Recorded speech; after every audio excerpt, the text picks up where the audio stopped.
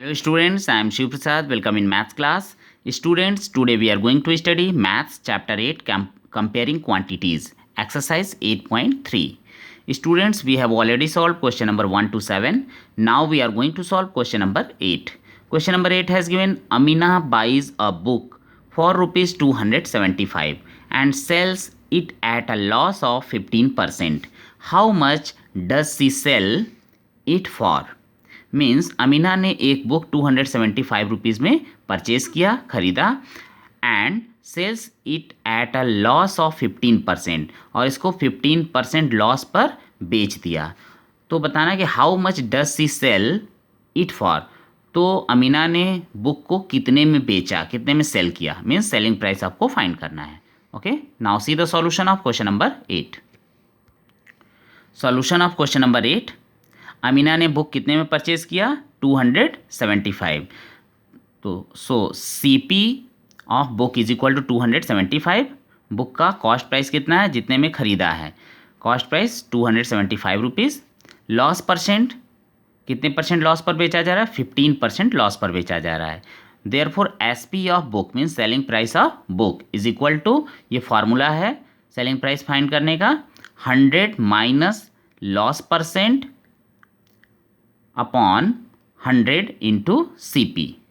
Okay, 100 minus loss percent upon 100 into C P. Okay, जब cost price दिया हो, loss percent दिया हो, तो सेलिंग प्राइस फाइंड करने का फार्मूला क्या है, 100 minus loss percent upon 100 into C P is equal to 100 minus loss percent कितना दिया है, 15%. तो हम यहाँ 15 लिख देंगे upon 100 into cost price 275. Okay, 100 minus 15 is equal to 85 upon 100 into 275. 25 से डिवाइड करें, 25 4 जा 100, 25 11 जा 275. Now 85 into 11 is equal to 935 upon 4. 935 में 4 से डिवाइड करेंगे तो क्या आ जाएगा, 233.75 rupees. Okay, it is the answer. It is the selling price of book. Okay, next question, question number 9. Find the amount to be paid at the end of 3 years in each case. Okay, find the amount. आपको amount find करना है to be paid at the end of 3 year, जो कि 3 year के end में paid किया जाएगा. Okay, in each case, case क्या दिया, principal is equal to 1200 rupees.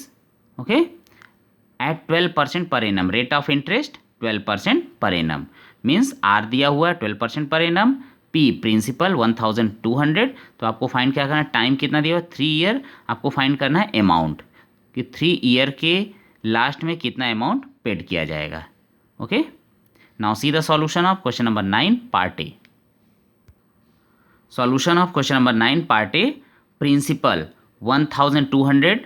Okay, 1000 मान लिया कि 1200 रुपीज़ लोन लिया गया है.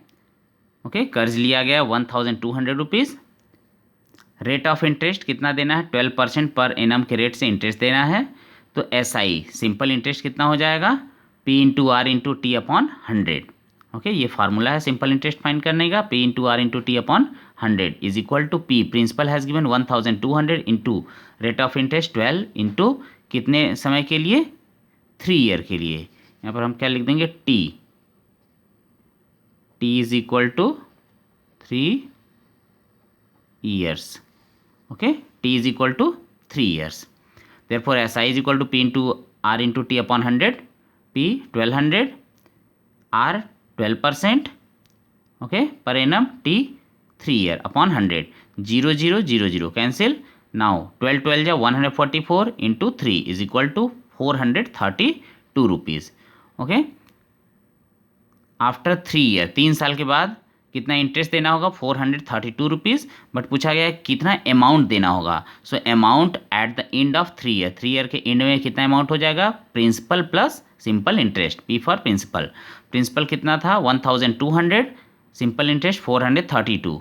सो टोटल अमाउंट क्या हो जाएगा, 1200 plus 432 is equal to 1632 rupees. Okay, 1200 आपने यदि लोन लिया था तो उस पर 3 साल के बाद 432 रुपीज़ आपको इंटरेस्ट देना होगा. कुल मिलाकर कितना अमाउंट देना होगा, 1632 rupees. Okay, similarly you can solve part B as homework. Okay, next question, question number 10 has given what rate gives rupees 280 as interest on a sum of rupees 56,000 in 2 years. Means what rate gives, आपको rate of interest निकालना है, R निकालना है, rate of interest. Okay, interest कितना मिल रहा है 280 rupees on a sum of rupees 56,000. P principal हमारा हो गया 56,000. यदि आप 56,000 रुपीज़ डिपॉजिट करते हैं तो उस पर 280 रुपीज़ इंटरेस्ट मिलता है. ओके, 56,000 2 ईयर के लिए यदि डिपॉजिट किया जाता है बैंक में तो 280 रुपीज़ आपको क्या मिलता है, इंटरेस्ट मिलता है. ओके, यहाँ पर सिंपल इंटरेस्ट मिल रहा है तो आपको रेट ऑफ इंटरेस्ट बताना है. ओके, आर निकालना है. Now see the solution of question number 10. Solution of question number 10, P is equal to 56,000. आपने कितना डिपॉजिट किया 56,000. इंटरेस्ट उस पर 280 रुपीज़ मिल रहा है. टाइम कितना दिया हुआ है 2 ईयर. आपको क्या फाइंड करना है, rate of interest R find करना है. Therefore R is equal to SI into 100 upon P into T. ये फार्मूला है रेट ऑफ इंटरेस्ट फाइंड करने का, SI into 100 upon P into T. P for principal, T for time, SI for simple interest. Simple interest आपको 280 rupees मिल रहा है into 100 upon P principal 56,000 into T time 2 year. Okay, 0 0 0 0 cancel, 282 जा 560.